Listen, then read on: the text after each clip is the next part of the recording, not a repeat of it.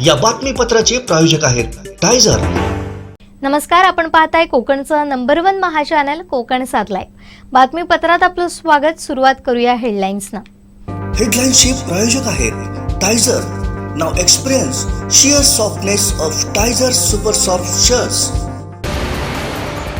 सिंधुदुर्गच्या जिल्हाधिकारी के मंजुलक्ष्मी यांची बदली। मंत्री रवींद्र चव्हाणांचं मनसेला जळजळीत पत्र आणि असा घेता श्रीदेव जयतीराचा कव। हेडलाईन्सचे प्रायोजक आहेत Tyzer. Now experience sheer softness of Tyzer super soft shirts. आता पाहूया सविस्तर बातम्या।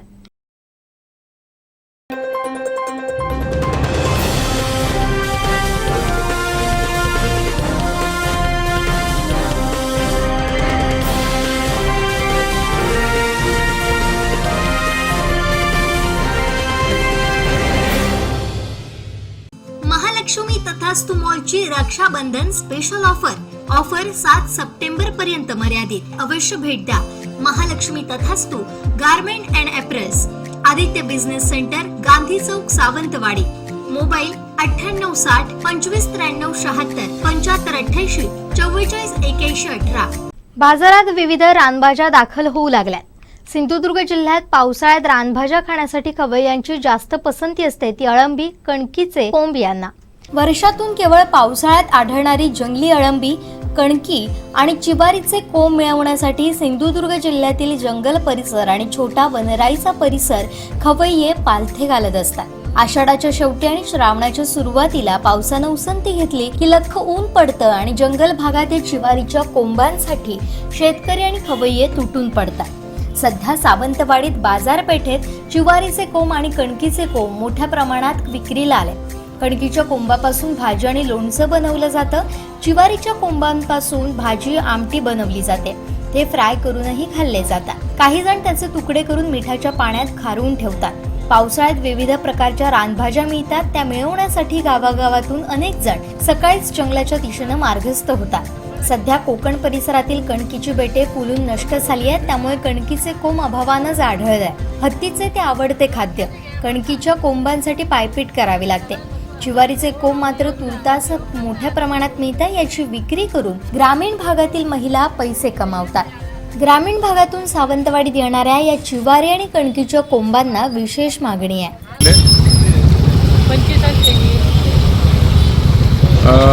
काढता म्हणजे त्याच्यात दिसतात ना, आजेवरती येतात ना, ते काढतो तसे गावले तर वजावर आणले तर इतके राहतले सोडून त्या काय भरपूर हे काढतो। मी फर्स्ट टाइमच खातो पहिल्यांदा फर्स्ट टाइमच कोंबचे बनतात। मला एक आयडिया नाही, परंतु म्हणजे आयुर्वेदिक आहे ते, चविष्ट असतात आणि खायला वगैरे चांगले असतं। म्हणजे एक प्रकारचे ते अळमी आपण खातो त्याच प्रकारचे टाईप आहे। 100ला 4 दिले। ह्याच वेळी मिळते, दुर्मिळच भाज्या आहेत, ह्याच वेळेत मिळतात। अळमी जसे मिळतात त्या सीझनला तसे ते भाज्या कोंबचे म्हणून हे भाजी प्रकार आहे तो मिळतो। आमचे दिवसभरातले सर्व अपडेट्स, ताज्या घडामोडी आणि थेट लाईव्ह पाहण्यासाठी सबस्क्राईब करा, लाईक करा कोकणचं नंबर 1 महा चॅनल कोकण 7 लाईव्हचं YouTube चॅनल। उज्ज्वल भवितव्य आपल्या मुलामुलींचं सर्वाधिक योगदान नॅशनल इंग्लिश मीडियम स्कूलचं होय। आदर्श एज्युकेशन सोसायटीचं national English medium school Nadgive, उच्च शिक्षित अनुभवी स्टाफ, 10वीचा 100% रिझल्ट, डिजिटल शिक्षण प्रणाली, सुसज्ज लायब्ररी आणि लॅबोरेटरी, स्पर्धा परीक्षा, मार्गदर्शन, कला, क्रीडा, सांस्कृतिक क्षेत्रासाठी प्रोत्साहन आणि व्यक्तिमत्व विकास यासह अनेक सुविधा। प्री प्रायमरी ते 10वी आजच आपल्या पाल्याचा प्रवेश निश्चित करा। सावंतवाडी शहरामधील उभा बाजार येथील मसूरकर कुटुंबियांच्या घरी तब्बल 1 महिना आधी गणरायाचं आगमन होतं। सुमारे 75 वर्षांची परंपरा सावंतवाडी उभा बाजार येथील मसूरकर कुटुंबीय आजही जपतात। 19 सप्टेंबरला गणरायाचं आगमन कोकणात होणार आहे, मात्र सावंतवाडी उभा बाजार येथील नरेंद्र मसूरकर कुटुंबियांच्या घरी गणपती बाप्पाचं 1 महिना आधीच आगमन होतं। श्रावण महिना सुरू झाला की विनायक चतुर्थीला गणपती बाप्पाचं आगमन होतं. आरास करून गणपती बाप्पाला घरी आणलं जातं. त्यानंतर गणेश चतुर्थीच्या दिवशी त्याच एक महिन्यानंतर पूजन केलं जातं. नरेंद्र मसूरकर यांचे वडील कैलासवासी भाऊ मसूरकर यांनी 1947ला पहिल्यांदा हा गणपती गणेश चतुर्थीच्या आधी एक महिना आणून ही परंपरा घालून दिली होती. आजही ती परंपरा भाऊ मसूरकर यांचे चिरंजीव नरेंद्र मसूरकर आणि मसूरकर कुटुंबीय तब्बल 75 वर्ष जपताय. नमस्कार, मी नरेंद्र मसूरकर, मला नाना मसूरकर म्हणतात. मी परमपूज्य भाऊसाहेब मसूरकरांचा चिरंजीव आणि गेले 1947 सालापासून आमचा हा सर्व कार्यक्रम सुरू आहे. वडील पूर्वी हे सर्व करायचे आणि 1905 सालानंतर ते निवृत्त त्यानंतरही आम्ही ही परंपरा चालू ठेवलेली आहे. यापूर्वी आमच्याकडे वालावलकर, बाळ वांगणकर सारखे श्रेष्ठ दर्जाची मूर्तिकार आमच्याकडे मूर्ती बनवायची घराकडे इथे येऊन, काका मेस्त्री वगैरे वगैरे. पण मग कालांतराने ते शक्य झाल्यानंतर मग आम्ही इथं घरीच बनवायचे पूर्वी.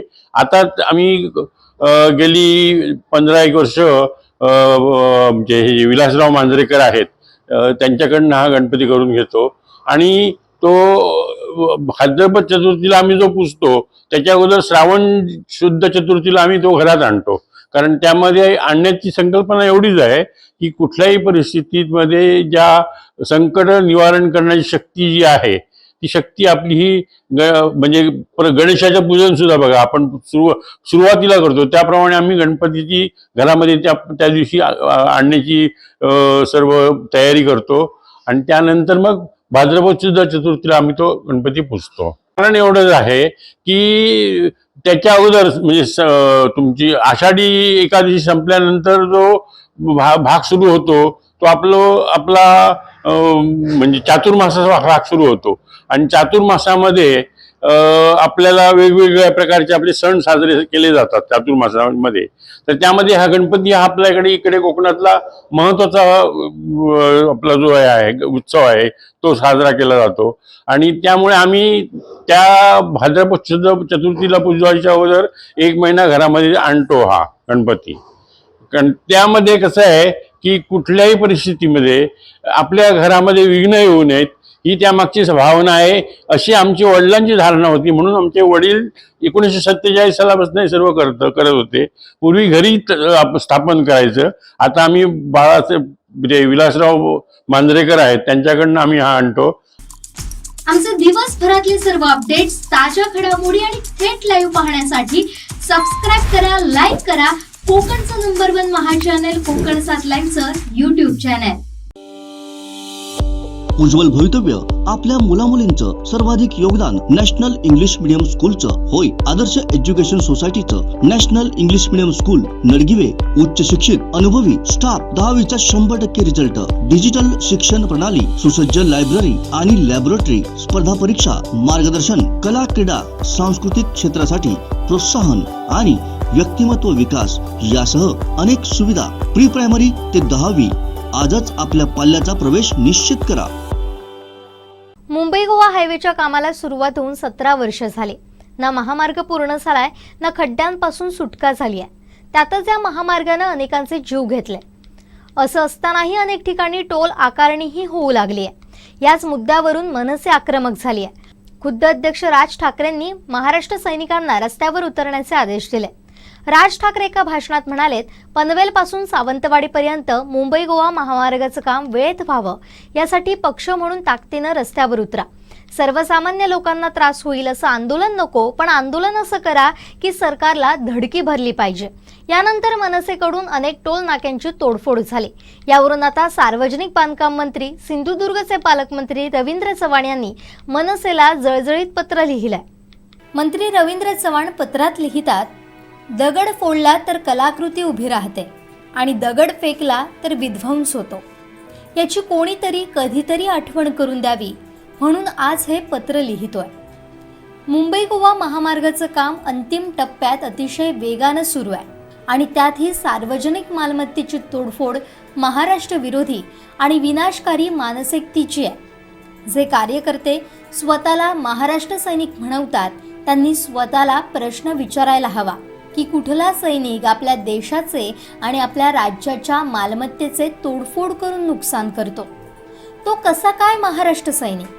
आम्हीही रस्त्यावर आंदोलनं करून इथपर्यंत पोहोचलो, पण आमची निष्ठा सर्वप्रथम देश, नंतर पक्ष आणि शेवटी स्वतः हीच आहे. त्यात अशी तोडफोड करून विघ्न आणण्याचं कारण समजण्यापलीकडे आहे. मुंबई गोवा महामार्ग आता खरोखरी दृष्टिपथा देतोय. येत्या गणेशोत्सवासाठी चाकरमानी कोकणात जाण्यापूर्वी सिंगल लेन पूर्ण झालेली असेल याचा मी अत्यंत जबाबदारीनं पुनरुच्चार करतोय आणि डिसेंबर 2023 पर्यंत पूर्ण मुंबई गोवा महामार्ग देशसेवेसाठी तयार होईल हा शब्द देतो.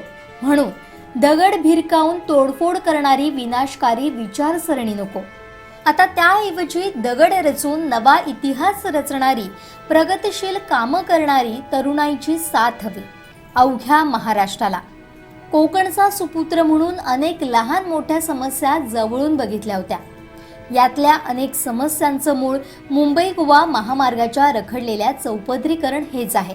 याची जाणीव देखील आहे. केंद्रात मोदीजी आणि राज्यात त्रिशूळ सरकार गतिमान पद्धतीनं काम करतंय. सार्वजनिक बांधकाम खात्याचा मंत्री या नात्यानं पनवेल ते झाराप मुंबई गोवा महामार्गावर रस्त्यावर कडक उन्हात आणि भर पावसात उतरून रस्ते कामाची सलग 8 वेळा पाहणी केलेला मी कोकणी माणूस आहे. भाजपचा एक निष्ठावान कार्यकर्ता आहे. खात्याचा कार्यभार स्वीकारल्यानंतर हा रखडलेला प्रश्न कायमस्वरूपी सोडवणं ही स्वाभिमानी प्रतिज्ञा केली होती. ती कार्यसिद्धी झाल्याशिवाय स्वस्थ बसणार नाही हे व्रत म्हणून स्वीकारलंय. या कामात असणाऱ्या असंख्य अडचणी सोडवणं हे शिवधनुष्यच होतं. पण कार्यभार स्वीकारताच कोकणवासियांच्या स्वप्नपूर्तीच्या दिशेनं एक एक पाऊल उचलू लागलो. या कामातील सर्व अडचणी आता पूर्ण झाल्या. केवळ खड्डे न बुजवता CTB टेक्नॉलॉजीच्या माध्यमातून समस्येला कायमस्वरूपी पूर्णविराम दिला जातोय. सार्वजनिक बांधकाम विभागाची कार्यालयं फोडण्यापेक्षा या श्रेयजीवींची मजल गेली आहे. सार्वजनिक बांधकाम विभागाची कार्यालय फोडण्यापर्यंत या श्रेयजीवींची मजल गेली आहे. या तोडाफोडीमुळे महामार्गाचं काम करणाऱ्या कामगारांमध्ये दहशत पसरते. अनेक अडचणी निर्माण होत आहेत. सुरू असलेल्या कामांना हातभार लावण्याऐवजी अशा प्रकारे आडकाठी म्हणून यांना नेमकं काय साध्य करायचंय हा प्रश्नच आहे. गणेशोत्सवापूर्वी सिंगल लेन आणि वर्षाअखेरपर्यंत पूर्ण महामार्ग पूर्ण करणारच या निश्चयातूनच आपला विभाग काम करतोय. ज्या आदरणीय मोदीजींनी काश्मीरमधल्या दगडफेकू तरुणांच्या हाती रोजगार दिला तेव्हाच त्यांची अनेक दशकांची विनाशकारी विचारसरणी बदलली आणि बदलली काश्मीरची अर्थव्यवस्था. त्याचप्रमाणे मोदीजींचा कट्टर अनुयायी म्हणून एक दिवस हीच मंडळी तोडफोड प्रेमी विनाशकारी विचारधारा सोडून कोकणच्या विकासाची आणि प्रगतीची विचारसरणी फॉलो आणि लाईक करतील ही आशा बाळगून आहे. आपला रवींद्र चव्हाण. दरम्यान मध्यंतरी एकमेकांचे गोडवे गाणाऱ्या मनसे भाजप यांच्यात रस्त्यांच्या मुद्द्यावरून वादाची ठिणगी पडली आहे, तर दुसरीकडे अमित ठाकरे मुंबई गोवा हायवेच्या पाहणीसाठी कोकण दौऱ्यावर येत आहेत. त्यामुळे मनसैनिकांचं हे आंदोलन पेटणार की मंत्री रवींद्र चव्हाण यांच्या आवाहनाला प्रतिसाद देऊन शमणार हे पाहावं लागेल. Bureau report, Konkan 7 live. आमचे दिवसभरातले सर्व अपडेट्स, ताज्या घडामोडी आणि थेट लाईव्ह पाहण्यासाठी सबस्क्राईब करा, लाईक करा कोकणचं नंबर 1 महा चॅनल कोकण 7 लाईव्हचं YouTube चॅनल. तांबूस फुटता उधळलाली भूपाळी रामपारी, दिशादाही उजळल्या आल गोकुळ आपुल्या दारी, निर्भेळ आणि सकस चवीच गोकुळ लई भारी. गोकुळ दूध संघाची दर्जेदार दुग्ध उत्पादने, गोकुळ दूध, दही, तूप, दूध powder, cooking butter, table butter, paneer, इलायची श्रीखंड, आंबा श्रीखंड, फ्रूट श्रीखंड, ताक आणि लस्सी. गोकुळ दूध आणि दर्जेदार दुग्ध उत्पादने. चव आहे कोल्हापुरी, गोकुळ लई भारी. 24 ऑगस्टला कसई दोडामार्ग नगरपंचायत प्रशासकीय इमारतीचं भूमिपूजन होणार आहे. केंद्रीय मंत्री नारायण राणेंसह पालकमंत्री रवींद्र चव्हाण, शालेय शिक्षण मंत्री दीपक केसरकर यांची प्रमुख उपस्थिती असणार आहे, अशी माहिती नगराध्यक्ष चेतन चव्हाण यांनी पत्रकार परिषदेत दिली. याचवेळी सेल्फी पॉइंटचंही अनावरण आणि मिनी फायर फायटरचंही लोकार्पण होणार आहे. आजची पत्रकार परिषद घेण्याचा मुख्य हेतू आणि उद्देश म्हणजे की 24 तारीखला 4 वाजता जे एवढे दिवस आम्ही प्रतीक्षा करत होतो ती नगरपंचायतच्या इमारतीतली भूमिपूजन करण्याचा योग आलेला आहे. या भूमिपूजनला खास करून माननीय आमचे दोडामार्ग तालुक्याचे शिल्पकार आणि आपले आधारस्तंभ खासदार नारायणजी राव राणेसाहेब हे येत आहेत. तसेच पालकमंत्री तालुक्याचं पहिलं भूमिपूजन नगरपंचायत तसे दोडामार्गचं हे करणार आहे. त्याचबरोबर आमचे स्थानिक आमदार व शालेय शिक्षण मंत्री दीपकभाई केसरकर हे पण या कार्यक्रमाला उपस्थित राहणार आहेत. या सर्व प्रमुख मान्यवरांच्या हस्ते नगरपंचायतच्या इमारतीचं भूमिपूजन तसंच अग्निशमन मिनी फायटर अग्निशमन बंबचा लोकार्पण सोहळा पण होणार आहे. आणि सर्वात महत्त्वाचं म्हणजे दोडामार्ग शहराची एक आपण सेल्फी पॉईंट केलेला आहे. या सेल्फी पॉईंटचा पण लोकार्पणचा कार्यक्रम त्याच दिवशी होणार आहे. या सर्व कार्यक्रमाला सर्व दोडामार्गच्या शहराच्या जनतेने व दोडामार्गच्या तालुक्याच्या सर्व जनतेने सहभाग नोंदवण्याचा आणि आम्हाला सर्वांना या कार्यक्रमाला उपस्थिती राहून सहकार्य करावं ही सर्वांना मी एक आवाहन दिले आहे. नगरपंचायतची जी इमारत आता होणार आहे तिचं मॉडेल आम्ही नवीन पद्धतीने म्हणजे एका आगळ्या वेगळ्या स्वरूपाचा असा म्हणजे जिल्ह्यात कुठेही अशी प्रशासकीय इमारत नाही आहे त्या पद्धतीने आम्ही करून ठेवलेला आहे. त्याचा प्लॅन स्वतः आम्ही आपले बांधकाम सभापती नितीनजी मणिरकर आहेत ते स्वतः इंजिनियर आहेत आणि आर्किटेक्टच्या श्रीकांत पाटील आर्किटेक्ट आम्ही नेमलेला आहे. आर्किटेक्टच्या आणि आमच्या सर्व टीमच्या सहाय्याने एक अशी वेगळी इमारत आम्ही उभी केलेली आहे. त्याच्यामध्ये कॉन्फरन्स रूम, पत्रकारांसाठी कॉन्फरन्स हॉल, परत त्याच्यासाठी आपल्याला मीटिंग घेण्यासाठी सुसज्ज असं हॉल आहे. प्रत्येक नगराध्यक्ष, नगरसेवक, परत आपल्या सभापती, बांधकाम सभापती, उपनगराध्यक्षाची कॅबिन केलेली आहे, कॅबिनची व्यवस्था केलेली आहे. स्टाफला म्हणजे काम त्यांच्यासाठी एक सोयीस्कर आणि एक सुसुईत काम होण्यासाठी त्यांची पण बसण्याची व्यवस्था पण एका वेगळ्या पद्धतीने केलेली आहे. आणि ह्या टोटल इमारतीला 3 कोटी मंजूर झालेले आहे आणि इन्फ्रास्ट्रक्चरसाठी टोटल लागणारा 1 कोटी हे आम्हाला महोदय दीपकभाई केसरकरने आम्हाला आश्वासन दिलेलं आहे. ते पण आम्ही लवकरात लवकर आम्हाला देणार आहे. ग्राउंड फ्लोअरला पार्किंग असणार आहे आणि फक्त एक छोटं ऑफिस ज्याच्याकडून जे छोटी कामं असतात, निवेदनं द्यायची काय खाली देऊन लगेच छोटी कामं पण जाऊ शकतात. आणि त्याच्यासाठी जे वयस्कर लोक असतात ज्यांना जिना चढता येत नाही, पायऱ्या चढता येत नाही, हे लिफ्टची पण एक प्रोव्हिजन आम्ही त्या इमारतीसाठी केलेली आहे. किती कालावधी सांगितला तर ही मोठी इमारत असल्या कारणाने बराचसा वेळ लागू शकतो, पण माझा प्रयत्न 1 वर्षाच्या आत ही इमारत पूर्ण करून दोडामार्गच्या जनतेला लोकार्पण करण्याचा माझा हेतू आहे. आमचे दिवसभरातले सर्व अपडेट्स, ताज्या घडामोडी आणि थेट लाईव्ह पाहण्यासाठी सबस्क्राईब करा, लाईक करा कोकणचं नंबर 1 महा चॅनल कोकण 7 लाईनचं YouTube चॅनल.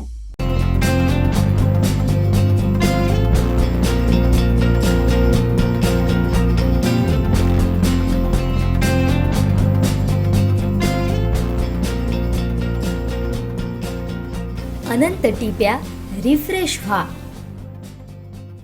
सिंधुदुर्गच्या जिल्हाधिकारी के मंजुलक्ष्मी यांची बदली झाली आहे. त्यांच्या जागी आता किशोर तावडे यांची जिल्हाधिकारीपदी नियुक्ती झाली आहे. तब्बल 5.5 वर्ष सर्वाधिक काळ जिल्ह्यात प्रशासकीय कारभार करणाऱ्या त्या अधिकारी ठरल्या. सिंधुदुर्ग जिल्ह्याच्या जिल्हाधिकारी के मंजुलक्ष्मी यांची कोल्हापूर महानगरपालिका आयुक्तपदी बदली झाली आहे. त्यांच्या जागी सिंधुदुर्गचे नवे जिल्हाधिकारी किशोर तावडे यांची नियुक्ती झाली आहे. के मंजुलक्ष्मी तब्बल 5.5 वर्ष सर्वाधिक काळ जिल्ह्यात प्रशासकीय कारभार करणाऱ्या अधिकारी ठरल्या. कोरोना काळातील त्यांचं कार्य सर्वोत्तम ठरलंय. कोल्हापूर महानगरपालिका आयुक्त कादंबरी बलकवडे यांची पुणे इथं बदली झाल्यानंतर त्यांच्या रिक्त जागी जिल्हाधिकारी के मंजुलक्ष्मी यांची नियुक्ती शासनानं केली आहे. के मंजुलक्ष्मी या 9 फेब्रुवारी 2018ला सिंधुदुर्गमध्ये जिल्हा परिषदेच्या मुख्य कार्यकारी अधिकारीपदी रुजू झाल्यानंतर 2 वर्षांनी सिंधुदुर्गमध्येच 20 मे 2020ला जिल्हाधिकारीपदी शासनानं नियुक्ती केली. त्यानंतर आता त्यांची बदली झाली आहे. मुख्य कार्यकारी अधिकारी म्हणून 2 वर्ष आणि जिल्हाधिकारी म्हणून 3 वर्ष असे 6 महिने त्या राहिल्या आहेत. आजवरच्या अधिकाऱ्यांमध्ये सर्वाधिक काळ त्या जिल्ह्यात राहिल्यात. तसेच मुख्य कार्यकारी अधिकारीपदी जिल्ह्यात काम केलेल्या 5 अधिकाऱ्यांना जिल्ह्यातच जिल्हाधिकारीपदी बढती मिळावी, त्यातही के मंजुलक्ष्मी या सर्वाधिक काळ जिल्ह्यात राहिल्या. यामुळेच कर्तव्यदक्ष जिल्हाधिकारी अशी त्यांची ओळख निर्माण झाली होती. आमचे दिवसभरातले सर्व अपडेट्स, ताज्या घडामोडी आणि थेट लाईव्ह पाहण्यासाठी सबस्क्राईब करा, लाईक करा कोकणचं नंबर 1 महा चॅनल कोकण 7 लाईव्हचं YouTube चॅनल. शेवटी ठळक घडामोडी पुन्हा एकदा. हेडलाईनचे प्रायोजक आहेत Tyzer. Now experience sheer softness of Tyzer super soft shirts. सिंधुदुर्गच्या जिल्हाधिकारी के मंजुलक्ष्मी यांची बदली. मंत्री रवींद्र चव्हाणांचं मनसेला जळजळीत पत्र. आणि असा घेता श्रीदेव जयतीराचा कव. हेडलाईनचे प्रायोजक आहेत Tyzer. Now experience sheer softness of Tyzer super soft shirts. बातमीपत्रात वेळ झाली इथेच थांबण्याची. पाहत राहा कोकणचं नंबर 1 महा चॅनल कोकण 7 लाईव्ह. धन्यवाद.